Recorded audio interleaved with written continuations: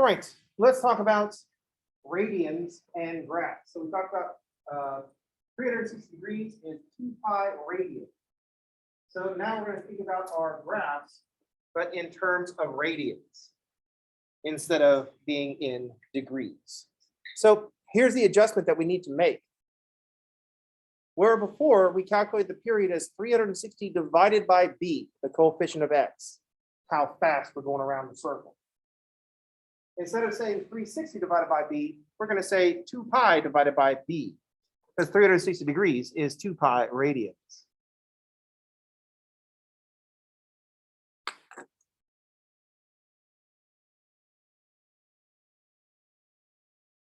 And from here on, unless otherwise specified, if we're talking about graphs, then we're going to be talking about radians.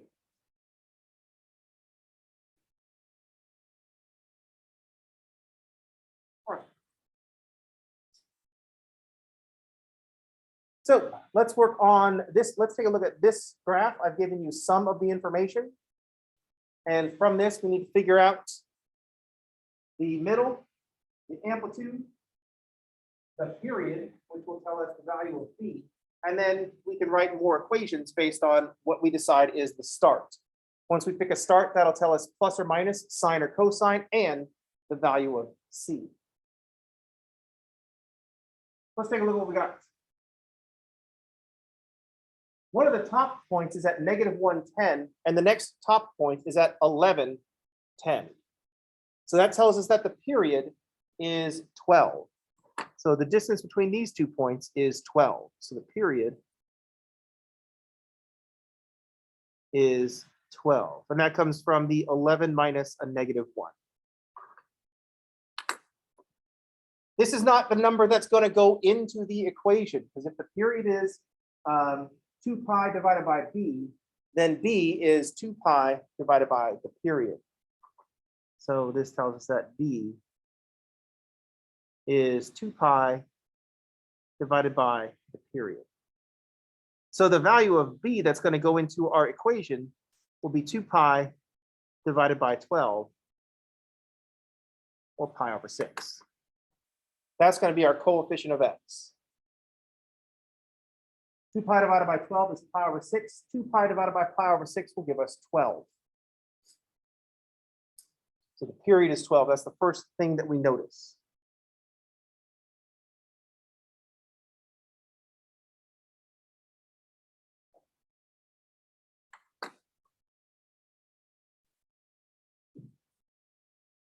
That allows us to figure out what a quarter of a period is, and so we could start filling in the other points.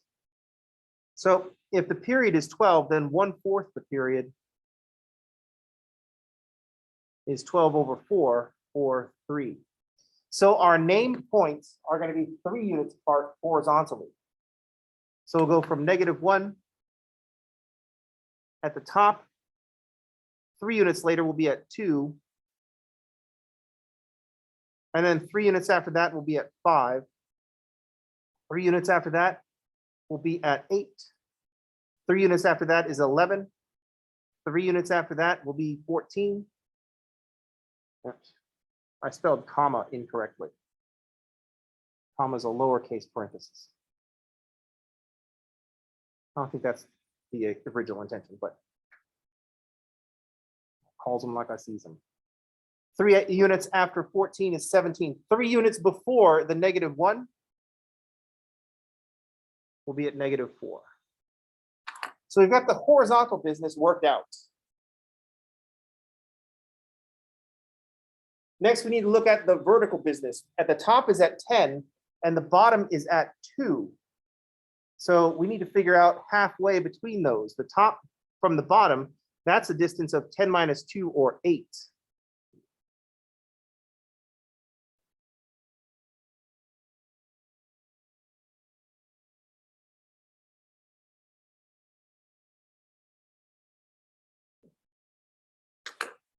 So the whole distance from the top to the bottom is 8 units. So half the distance, or the amplitude, will be 4.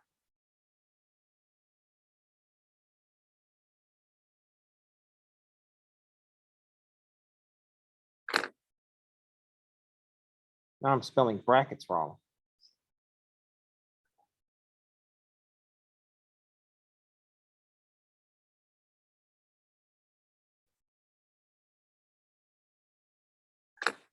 And the amplitude is the number that we just stick right into the equation. So the tops are both at 10. The bottom's at 2, so the bottom at 17 is also going to be at 2. And then halfway between 10 and 2 will be 4 units above 2 or 4 units below 10. 10 minus 4 is 6. And also 2 plus 4 is 6. So the middles are all at 6.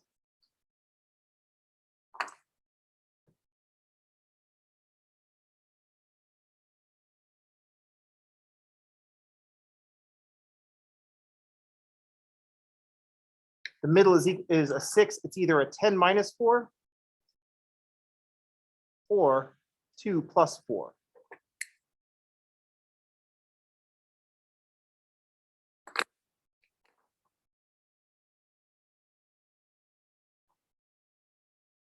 Now I'm messing up the colors.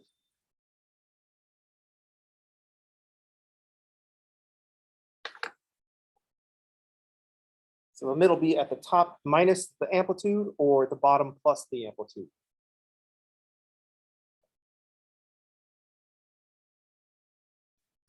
Now we've got all the points sorted out. If we want to write an equation for this function, we got A, we got B, and we got D.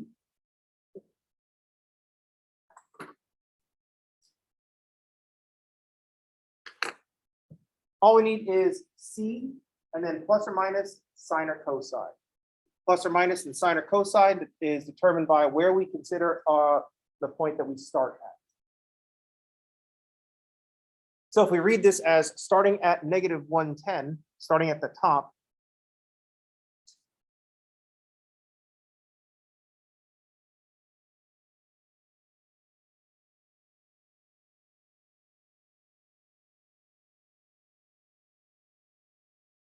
that means we're going to be using a positive cosine.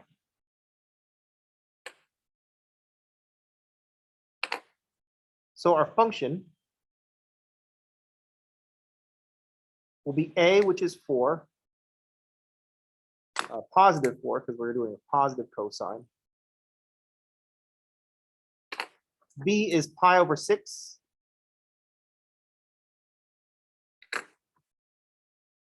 Times x minus the starting value, C is negative 1. So once we do this, C is negative 1. So I'll write x plus 1. Close the inside, close the cosine, plus the mid, which is 6.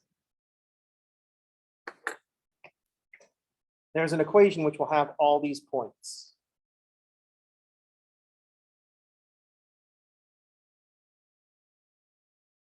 This is just an equation. There are 8 points that we've listed. There'll be 8 reasonable choices for what we can use for an equation. The 2 most reasonable choices to use are the ones that are closest to 0.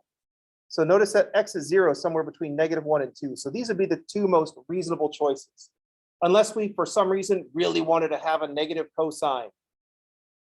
But the best choices are going to be the top, the named points that are closest to 0. Those will be our favorite. So the other, our second favorites, or equally favorites, will start at 2, 6. So that's a mid headed down. So that's going to be a negative sign.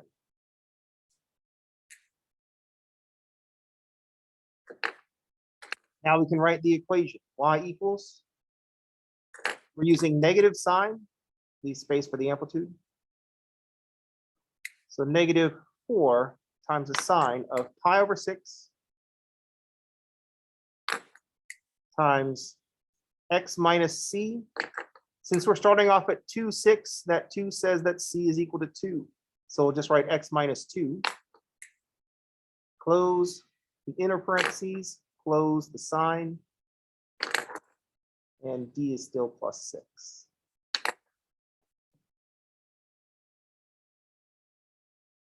With the coefficient of X is pi/6, that's telling us that we're in radians. That's a little reminder that we should be in radians. Any questions?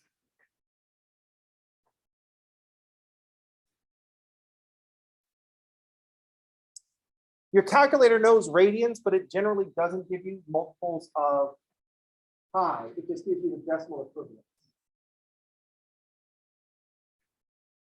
So if we're in degree mode, so first note that, let's first clear all this stuff.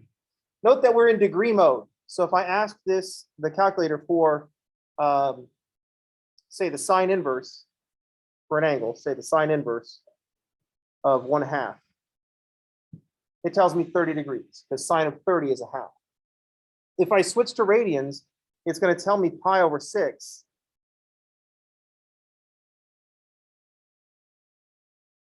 So same question, but now the calculator is speaking radians.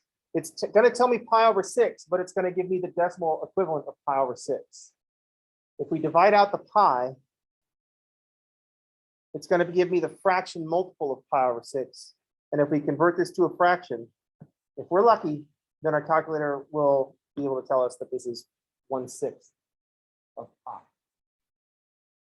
So if you want to try to get at the fraction, divide out the pi and then try to have your calculator convert the rest to a fraction.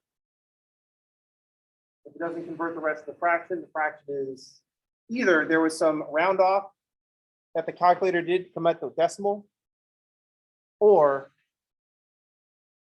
the denominator is going to be too large for the calculator to display. Any questions? How's everybody okay? It's a very radiant day. Radians always make people so happy. I can tell you're all happy because you look at me like this. And only some of you are about to pass out.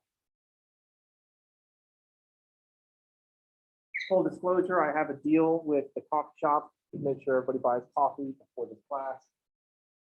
So I'm trying to set it up so that, man, I'm not going to make it through this class unless I get some coffee. And then just right back, and then you're just walking right by World Cup coffee and say, oh, hey, look, coffee.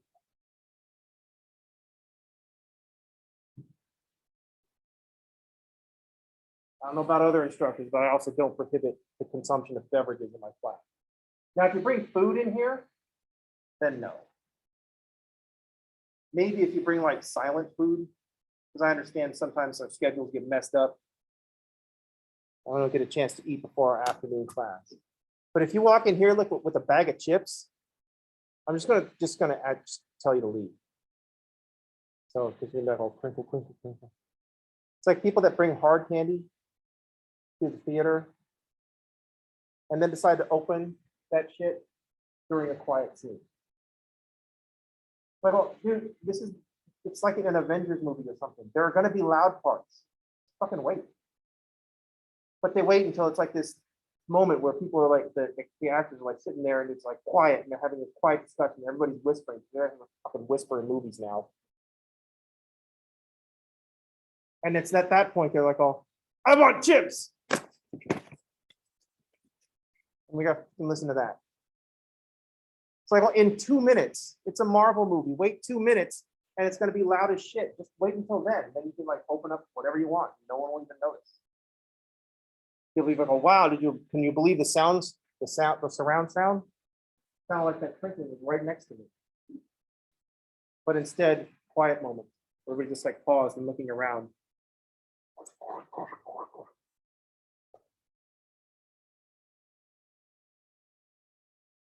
And if you do that because you think you're funny, then I think you're a bad person. It's like, I want to ruin everybody's day. Ha, I'm so funny. Fuck off. You know what I mean?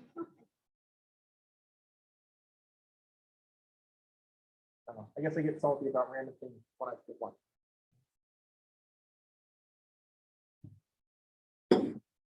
Just kidding. I'm always salty about random things. What are we talking about? Oh, yeah. The best choices, because we can choose any start we want. I could center this whole thing around 17.2 if I had some reason to say, I want a horizontal shift of 17 for some reason, even though the period of this thing is friggin' 12. And this is pretty far removed from anything that would make sense to be a starting point. But technically it goes on forever in both directions, and we can pick starting point wherever we want. The two best ones to pick are the ones on either side of x equals 0. Or x equals 0 if you got it. Any questions?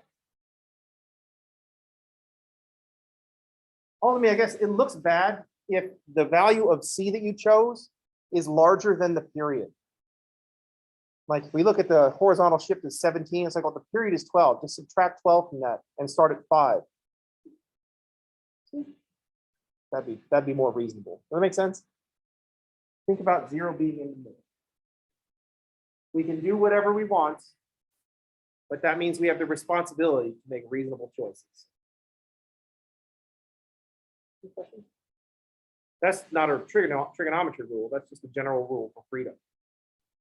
Freedom requires responsibility. Don't be a dick. You know what I mean?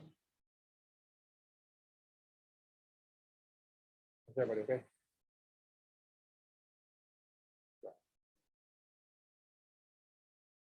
All right, that's going to do it for today. I will see you all on Thursday. Everybody have a good couple of days. Grab some more functions. Do some chapter 3 homework, which I just remembered I haven't assigned. See you on Thursday. Thanks for playing.